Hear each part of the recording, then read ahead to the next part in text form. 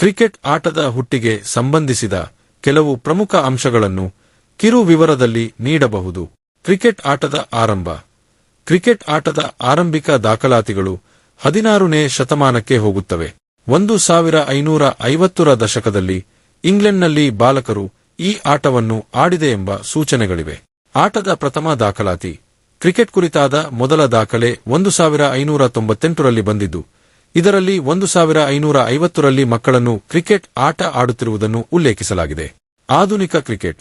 17ನೇ ಶತಮಾನದ ಅಂತ್ಯದಲ್ಲಿ ಕ್ರಿಕೆಟ್ ಆಟ ಪ್ರವಯಸ್ಕರ ಆಟವಾಗಿ ವಿಕಸಿತವಾಯಿತು. 18ನೇ ಶತಮಾನದಲ್ಲಿ ಇದನ್ನು ಅಧಿಕೃತವಾಗಿ ಆಡಲು ಪ್ರಾರಂಭಿಸಿದರು. ಪ್ರಥಮ ಅಂತಾರಾಷ್ಟ್ರೀಯ ಪಂದ್ಯ.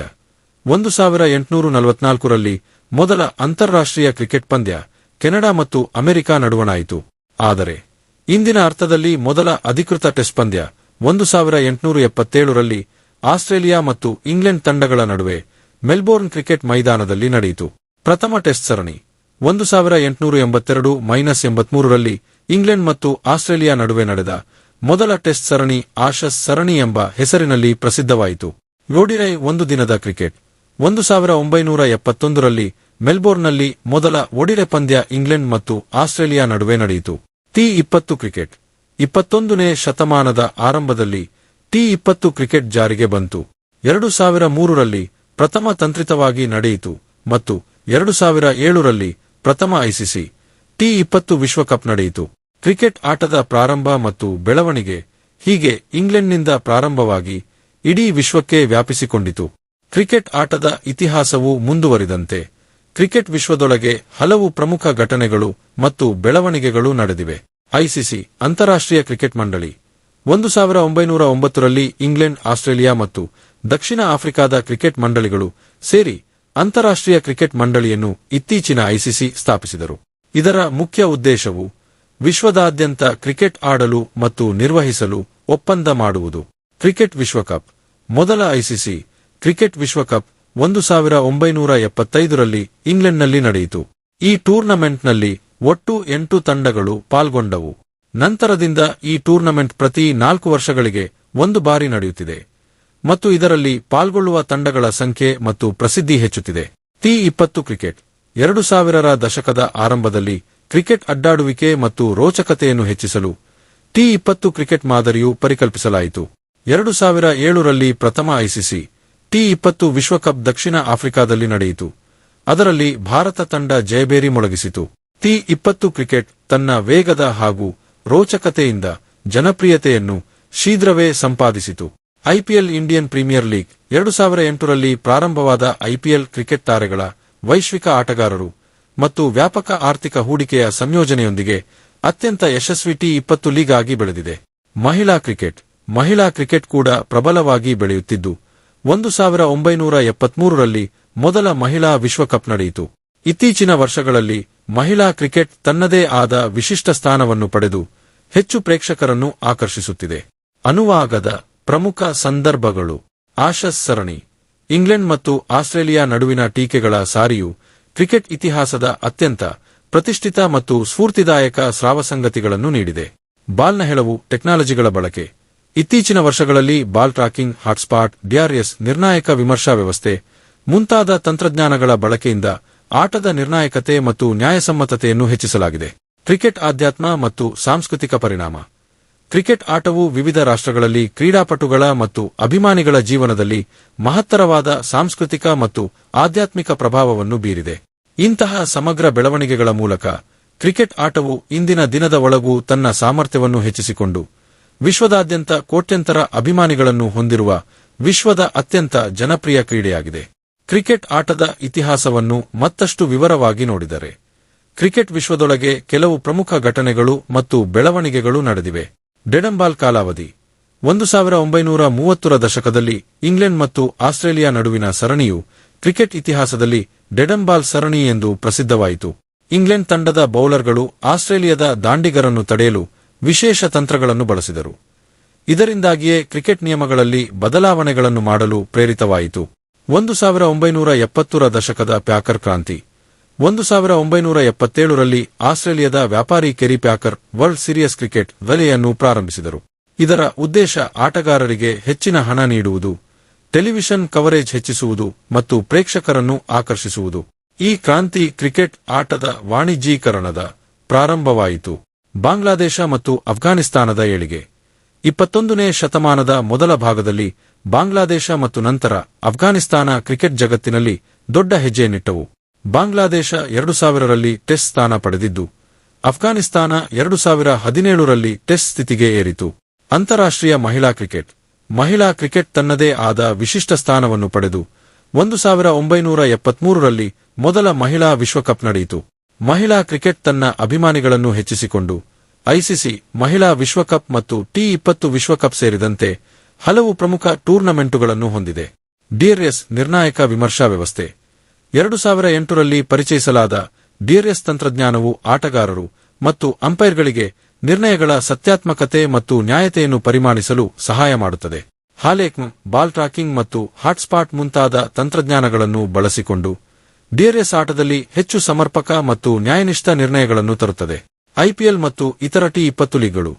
2008ರಲ್ಲಿ ಪ್ರಾರಂಭವಾದ ಇಂಡಿಯನ್ ಪ್ರೀಮಿಯರ್ ಲೀಗ್ ಐಪಿಎಲ್ ಟಿ20 ಕ್ರಿಕೆಟ್ಗೆ ಹೊಸ ದಿಕ್ಕು ನೀಡಿತು. ಇದಾದ ನಂತರ Big Bash League Australia, Caribbean Premier League Pakistan, ಸರ್ ಲೀಗ್ ಮತ್ತು ಇತರ ರಾಷ್ಟ್ರಗಳಲ್ಲಿ ಸಹ ಟಿ20 ಲೀಗ್ಗಳು ಪ್ರಾರಂಭಗೊಂಡಿವೆ. ಕ್ರಿಕೆಟ್ ಮತ್ತು ಸಾಮಾಜಿಕ ಮಾಧ್ಯಮ. ಇತ್ತೀಚಿನ ವರ್ಷಗಳಲ್ಲಿ ಸಾಮಾಜಿಕ ಮಾಧ್ಯಮಗಳ ಆವಿರ್ಭಾವದೊಂದಿಗೆ ಕ್ರಿಕೆಟ್ ಆಟಗಾರರು, ತಂಡಗಳು ಮತ್ತು ಬೋರ್ಡುಗಳು ಅಭಿಮಾನಿಗಳೊಂದಿಗೆ ನೇರ ಸಂವಹನಕ್ಕೆ ಮುಂಬಡಿಗೆಯಾದರು. ಟ್ವಿಟರ್, ಇನ್ಸ್ಟಾಗ್ರಾಂ ಮತ್ತು ಫೇಸ್ಬುಕ್ ಮುಂತಾದ ಪ್ಲಾಟ್ಫಾರ್ಮ್ಗಳು ಕ್ರಿಕೆಟ್ ಪ್ರಚಾರ ಮತ್ತು ಅಭಿಮಾನಿಗಳ ಸೆರೆ ಹಿಡಿಯುವಿಕೆಯಲ್ಲಿ ಪ್ರಮುಖ ಪಾತ್ರ ವಹಿಸುತ್ತವೆ. ಕೋವಿಡ್ ವ್ಯವಕಲನ 19 ಮಹಾಮಾರಿ ಪರಿಣಾಮ. 2020ರಲ್ಲಿ ಆರಂಭವಾದ ಕೋವಿಡ್ ವ್ಯವಕಲನ 19 ಮಹಾಮಾರಿಯಿಂದಾಗಿ ಕ್ರಿಕೆಟ್ ಪಂದ್ಯಗಳು ಬಹಳಷ್ಟು ಸಮಯಕ್ಕೂ ನಿಂತು ಹೋಗಿದ್ದವು. ಬಳಿಕ ಆಟಗಳನ್ನು ಬಯೋಬಬಲ್ ಜೀವ ಸೂಕ್ಷ್ಮ ಪರಿಸರಗಳಲ್ಲಿ ನಡೆಸಲಾಯಿತು. ಪ್ರೇಕ್ಷಕರಿಲ್ಲದ ಮೈದಾನಗಳು, ಹೊಸ ಶ್ರಮ ನಿಭಾಯಿಸುವ ಕೌಶಲ್ಯಗಳು ಮತ್ತು ಹೊಸ ಆಟದ ನಿಯಮಗಳೊಂದಿಗೆ ಕ್ರಿಕೆಟ್ ಮುಂದುವರಿಯಿತು. ಇಂತಹ ಹಲವಾರು ಪ್ರಮುಖ ಘಟನಾಕ್ರಮಗಳು ಕ್ರಿಕೆಟ್ ಆಟವನ್ನು ಸಮೃದ್ಧಗೊಳಿಸಿ ಈ ಕ್ರೀಡೆ ಇಂದಿನ ದಿನದಲ್ಲಿ ತನ್ನದೇ ಆದ ಸವಿನಯ ಮತ್ತು ಜ್ಯೋತಿಯೊಂದಿಗೆ ಬೆಳೆದಿದೆ. ಕ್ರಿಕೆಟ್ ಆಟದ ಆರಂಭಿಕ ದಿನಗಳಲ್ಲಿ ಆಟಗಾರರ ಹೆಸರುಗಳು ಹೆಚ್ಚಿನ ದಾಖಲೆಗಳಲ್ಲಿ ತಕ್ಷಣ ಲಭ್ಯವಿಲ್ಲ. ಆದಾಗ್ಯೂ ಕ್ರಿಕೆಟ್ ಇತಿಹಾಸದಲ್ಲಿ ಉಲ್ಲೇಖಿಸಲಾಗಿರುವ ಕೆಲವು ಪ್ರಮುಖ ಪ್ರಾರಂಭಿಕ ಆಟಗಾರರು ಹೀಗಿದ್ದಾರೆ. ಸ್ಯಾಮ್ಯುಯೆಲ್ ಪಿಪ್ಸ್, 17ನೇ ಶತಮಾನದ ಇಂಗ್ಲಿಷ್ ರಾಜಕೀಯ ಮತ್ತು ನೌಕಾಪಡೆ ಕಾರ್ಯಕರ್ತ. ಪಿಪ್ಸ್ ತನ್ನ ಡೈರಿಗಳಲ್ಲಿ ಕ್ರಿಕೆಟ್ ಕುರಿತು ಉಲ್ಲೇಖಿಸಿದ್ದಾನೆ. 1660ರ ದಶಕದಲ್ಲಿ ಕ್ರಿಕೆಟ್ ಕುರಿತಾದ ಕೆಲವು ಕಿರುಬರಹಗಳು ಕಂಡುಬಂದಿವೆ. ಅಡ್ವರ್ಡ್ ನ್ಯಾಡ್ಮೋರ್ಲಿ, ಛಾದತ ಲೀವ್ ಎತಗಟ. ಇವರು ಕ್ರಿಕೆಟ್ ಆಟದ 1700ರ ದಶಕದ ಮೊದಲುದ ಅವಧಿಯಲ್ಲಿರುವ ಪ್ರಮುಖ ಆಟಗಾರರಲ್ಲಿ ಒಬ್ಬ.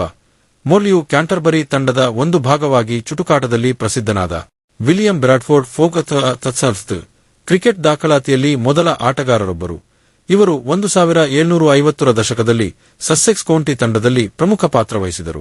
ಹ್ಯಾಂಪ್ಶಿರ್ನ ಡ್ಯೂಕ್ ಅದವಚಹು ತಸಾಟಲು 17ನೇ ಶತಮಾನದಲ್ಲಿ ಕ್ರಿಕೆಟ್ ಕ್ರೀಡೆಗೆ ಬಲವಾದ ಪಾಶ್ರಯ ನೀಡಿದ, ರಾಯಲ್ಟಿ ಮತ್ತು ಅಡ್ವಾಂಟೇಜ್ ಅನ್ನು ನೀಡಿದ ರಾಜಮನೆತನದ ಸದಸ್ಯರು. ಈ ಮೂಲಕ ಕ್ರಿಕೆಟ್ ತಂತ್ರಗಳನ್ನು ಬಲಪಡಿಸಿದರು. ವಿಲಿಯಂ ಲ್ಯಾಂಪ್ ಫೋಕಥ 18ನೇ ಶತಮಾನದ ಕೊನೆಯ ಭಾಗದಲ್ಲಿ ಮತ್ತು 19ನೇ ಶತಮಾನದ ಆರಂಭದಲ್ಲಿ ಕ್ರಿಕೆಟ್ನಲ್ಲಿ ಪ್ರಸಿದ್ಧನಾದ ಇವರು ತಮ್ಮ ಬ್ಯಾಟಿಂಗ್ ಮತ್ತು ಬೌಲಿಂಗ್ ಸಾಮರ್ಥ್ಯದಿಂದ ಹೆಸರಾಗಿದ್ದರು.